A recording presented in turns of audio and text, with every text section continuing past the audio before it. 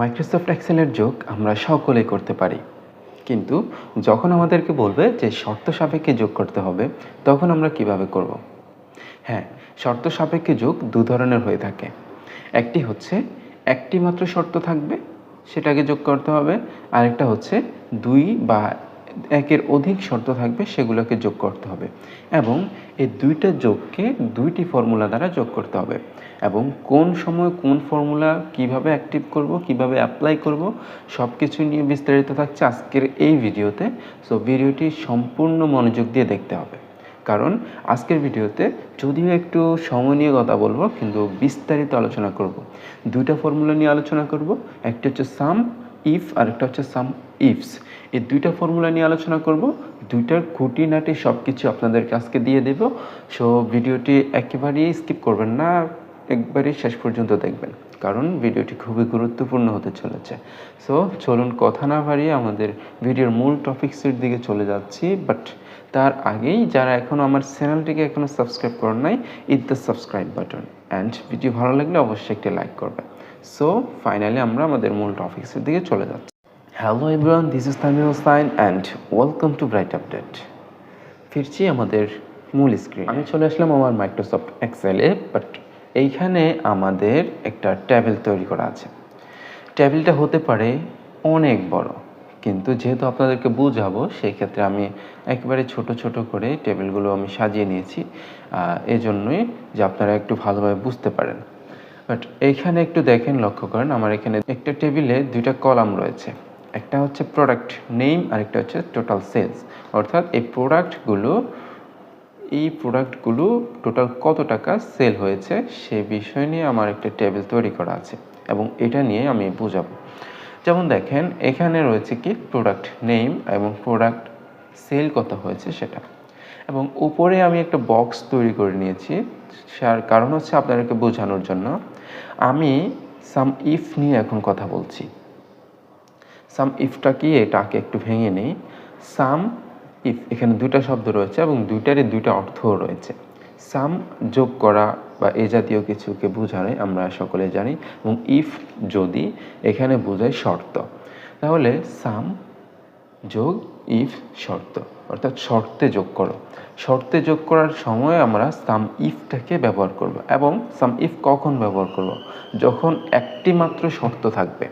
যখন একটি মাত্র শর্ত থাকবে তখন আমরা সাম ইফ ব্যবহার করব। আর যখন একের অধিক, অর্থাৎ দুইটা, তিনটা, চারটা, পাঁচটা, উপরে যাই থাকুক, তখন আমরা সাম ইফস ফর্মুলা ইউজ করব। ক্লিয়ার? সো সাম ইফস নিয়ে আমরা পরবর্তীতে আলোচনা করব। আমরা এখন সাম ইফ নিয়ে আলোচনা করছি। ফর্মুলাটার কাজ এমন হবে, একটু দেখাচ্ছি। যেমন এইখানে আমি যেটা ডিজাইন করে নিয়েছি, এই প্রোডাক্ট নেম, এখানে আমি প্রোডাক্ট নেমগুলো লিখব। যেমন সাপোজ আমি যদি এখানে মনিটর লিখি, আমার এই পুরো লিস্টে মনিটর কয়টা সেল হয়েছে এবং কত টাকা সেল হয়েছে, এই টাকার অ্যামাউন্টটা এখানে দেখাবে। এটা হচ্ছে সাম ইফ, এবং শর্ত হচ্ছে এটা। আমি এখানে যেই প্রোডাক্টের নাম লিখব, এখানে সেই প্রোডাক্টের অ্যামাউন্টটা যোগ হয়ে চলে আসবে। ওকে, তাহলে আমরা এখন ফর্মুলাটা অ্যাক্টিভ করব। সো আমরা সকলে জানি মাইক্রোসফট এক্সেলে ফর্মুলা অ্যাক্টিভ করার জন্য ইকুয়াল সাইনকে কল করতে হয়। সো আমরা ইকুয়ালকে কল করলাম।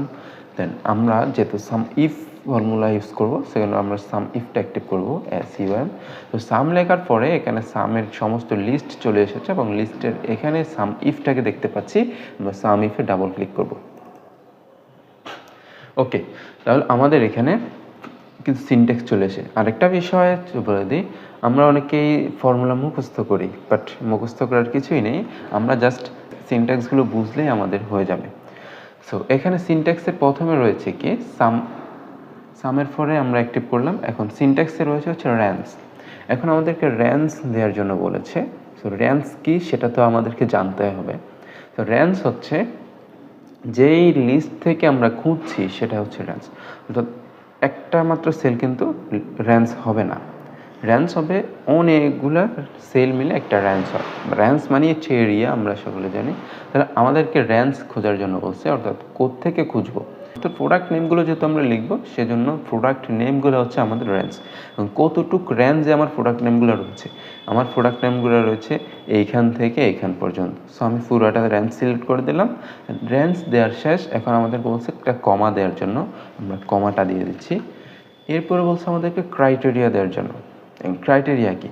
ক্রাইটেরিয়া হচ্ছে এই প্রোডাক্ট নেমগুলো অর্থাৎ এই রেঞ্জগুলো আমরা কোথায় অ্যাপ্লাই করব, কোন সেলে আমরা অ্যাপ্লাই করলে এখানে যোগফলটা দেখাবে। সো আমরা সিম্পলি এখানে অ্যাপ্লাই করব। সো এটাই হচ্ছে আমাদের ক্রাইটেরিয়া। আমি ক্রাইটেরিয়াটা দিয়ে দিচ্ছি। দেন বলছে আমাকে কমা দেওয়ার জন্য, আমি কমা দিয়ে দিলাম। এরপর বলছে কি সাম রেঞ্জ, সাম যোগ করা বা সংখ্যা জাতীয় যেগুলো আছে এগুলো হচ্ছে সাম, আর রেঞ্জ এরিয়া অর্থাৎ সংখ্যার এরিয়া যতটুকু থাকবে ততটুকু হচ্ছে সাম রেঞ্জ, অর্থাৎ যতটুকুর মধ্যে আমরা যোগফলটা করতে চাই বা যোগ করতে চাই ততটুকু হচ্ছে আমাদের সাম রেঞ্জ। সো আমরা সাম রেঞ্জটা দিয়ে দিলাম পুরোটুকু, দিয়ে এখন আমরা ব্র্যাকেট দিয়ে ক্লোজ করলাম এবং ইন্টার দিলাম। ওকে, এখানে আমাদের জিরো দেখাচ্ছে। কেন জিরো দেখাচ্ছে? কারণ এখানে আমাদের এখনও কোনো শর্ত দেয়া নেই। আমরা শর্ত দিচ্ছি, যেমন আমি মনিটরটা দেখতে চাচ্ছি, MONITOR মনিটর।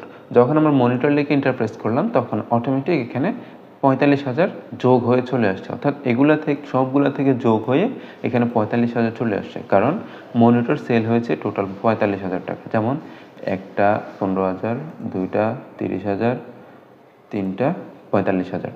তাহলে আমাদের এখানে ঠিক আছে। আমি মনিটর চাচ্ছি না, আমি SSD চাচ্ছি, SSD প্রিন্টার। SSD আমার সেল হয়েছে 7,200 টাকা। সো এভাবে হচ্ছে একটি মাত্র শর্ত আমি দিয়েছি, সেটা হচ্ছে প্রোডাক্ট নেম, অর্থাৎ প্রোডাক্ট নেমটা আমি চাবো আমার প্রোডাক্টের অ্যামাউন্টে চলে আসবে। তো এটা হচ্ছে একটি মাত্র শর্ত এবং সেটা করেছি সাম ইফ ফর্মুলাটা দিয়ে। আরেকটা কথা, অনেকে প্রশ্ন করবেন যে ফর্মুলা কোথায় অ্যাপ্লাই করব বা কোন সেলে ফর্মুলা অ্যাপ্লাই করব। হ্যাঁ, সকল কাজের ক্ষেত্রেই ফর্মুলা এমন জায়গায় অ্যাপ্লাই করবেন যেখানে আপনি আউটপুটটা পেতে চাচ্ছেন। যেমন আমি এই জায়গায় আউটপুটটা পেতে চেয়েছি এবং এই জায়গায় কিন্তু আমি ফর্মুলাটা অ্যাক্টিভ করেছি এবং এইখানেই আউটপুটটা আমি পেয়েছি। So clear? আর যদি এতটুকু পর্যন্ত কোনো বিষয় বুঝতে অসুবিধা হয় অবশ্যই আপনাদের জন্য কমেন্ট বক্স উন্মুক্ত করা রয়েছে, সেখানে কমেন্ট করে আমাকে জানিয়ে দেবেন, আমি রিপ্লাই করব। সো আমাদের ফাইনালি সাম ইফ ফর্মুলা দেখানো হয়ে গিয়েছে, আশা করি এটা বুঝে গিয়েছেন। আর যদি কোন প্রশ্ন থাকে অবশ্যই বলে দিয়েছি, কমেন্ট বক্স আছে। ওকে, 2 নাম্বার। সো 2 নাম্বারে আমাদের যেটা রয়েছে সাম ইফস। আচ্ছা, এখানে টেবিলটা একটু লক্ষ্য করি, আমাদের এখানে কিন্তু 2টা শর্ত রয়েছে। এতক্ষণ একটা শর্ত দিয়ে আমরা করেছিলাম, সেটা হচ্ছে শুধুমাত্র প্রোডাক্ট, আর এখানে এরিয়াটাও যুক্ত হয়েছে, তার মানে প্রোডাক্ট এবং এরিয়া 2টা শর্ত মিলে আমাদের টোটালটা বের হবে। অর্থাৎ আমি এখানে প্রোডাক্ট নেম লিখলে কিন্তু আসবে না, প্রোডাক্ট নেম লেখার পরে এটা কোন এরিয়াতে সেল হয়েছে সেটাকেও লিখতে হবে, তারপর হচ্ছে টোটাল অ্যামাউন্টটা আসবে। সো আমি এখন আমাদের ফর্মুলাটা অ্যাপ্লাই করব। কোথায় অ্যাপ্লাই করব? এই যে আমি এখানে আউটপুট পেতে চাচ্ছি, এখানে অ্যাপ্লাই করব।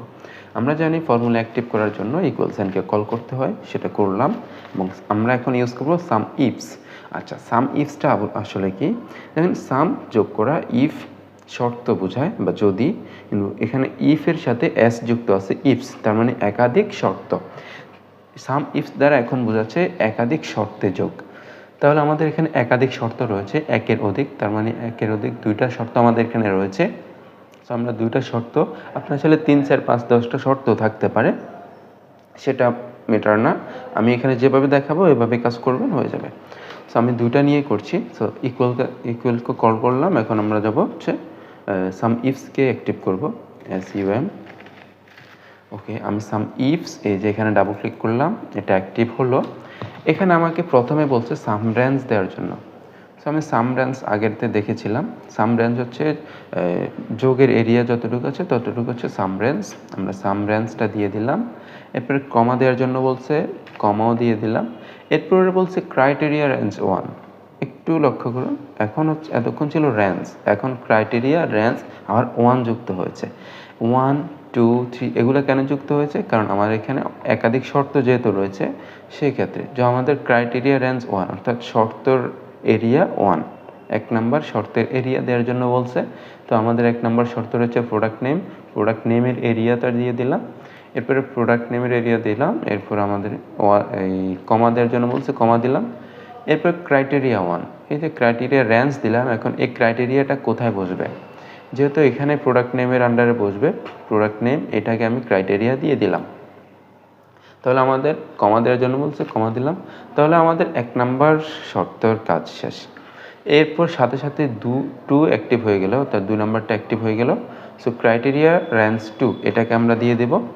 সো ক্রাইটেরিয়া রেঞ্জ অর্থাৎ শর্ত 2 এরিয়া কতটুকু, যেহেতু আমাদের এরিয়া আছে 2 নম্বরে, সো এরিয়াটা হচ্ছে আমাদের 2 নম্বর শর্ত। এরিয়ার রেঞ্জটাকে আমরা দিয়ে দিলাম। এরপরে ক্রাইটেরিয়া কমা দেওয়ার জন্য বলছে, কমা দেওয়ার পরে ক্রাইটেরিয়া 2 অর্থাৎ এরিয়াটা কোথায় লিখবো সেটাকে দেওয়ার জন্য বলছে, সেই জায়গাটা দেখিয়ে দিলাম। এরপরে বলছে একটা কমা দেওয়ার জন্য, সো এরপর বলছে ক্রাইটেরিয়া রেঞ্জ 3 সেটাকে দেওয়ার জন্য। এখন ক্রাইটেরিয়া রেঞ্জ 3 তো আমাদের নেই, সেই ক্ষেত্রে আমাদেরকে কী করতে হবে, এইখানে শেষ করে দিতে হবে, ইন্টার প্রেস করবো, দেন ইয়েস। ওকে, তাহলে আমাদের এখানে 0 দেখাচ্ছে কারণ আমাদের এখানে কোনো শর্ত লেখা নাই। সো আমি এখানে একটা শর্ত লিখছি, যেমন আবারও মনিটর লিখছি, মনিটর লিখলাম, ইন্টার প্রেস করলাম, এসেছে? আসে নাই, কারণ এখনও আরও একটি শর্ত বাকি রয়ে গেছে। সো আমি মনিটর চাচ্ছি কি ঢাকাতে, দিয়েছে কি ঢাকা। ইন্টার প্রেস করার সাথে সাথে আমাদের 30,000 টাকার মনিটর সেল দেখাচ্ছে। কোন এরিয়াতে? ঢাকাতে। ঢাকাতে কি সেল হয়েছে? মনিটর। কত টাকা? 30,000 টাকা। আচ্ছা, আমি যদি এখানে এরিয়াটাকে চেঞ্জ করে দিই, আমি যদি এখানে কুমিল্লা দিই, কুমিল্লা দেওয়ার সাথে সাথে এখানে 0 দেখাচ্ছে, কারণ কুমিল্লাতে আমাদের কোনো মনিটর সেল হয় নাই। সো আমি কুমিল্লাতে যদি এই হার্ড ডিস্ক দিই, অর্থাৎ এইচডিডি যদি দিই কুমিল্লাতে, তাহলে আমার 1500 টাকার হার্ড ডিস্ক সেল হয়েছে কোথায়? কুমিল্লাতে। ওকে, এইভাবে আমি যখন এগুলো চেঞ্জ করব, আমি খুব সহজে দেখতে পাবো। আমি তো এমনিতেই দেখতে পাচ্ছি, বাট লিস্টটা যখন অনেক বড় হবে তখন আমরা ফর্মুলাগুলো অ্যাক্টিভ করে খুব সহজে কাজটাকে করে ফেলতে পারি। সো আশা করছি ভিডিওটি ভালো লেগেছে, আর ভিডিওটি এতটুকুই। আশা করছি অনেক কিছুই শিখতে পেরেছেন। যদি এরপরে কিছু বুঝতে অসুবিধা হয় অবশ্যই কমেন্ট বক্স আছে, কমেন্ট করে জানাবেন। সো সবাই ভালো থাকবেন, সুস্থ থাকবেন। আল্লাহ হাফেজ।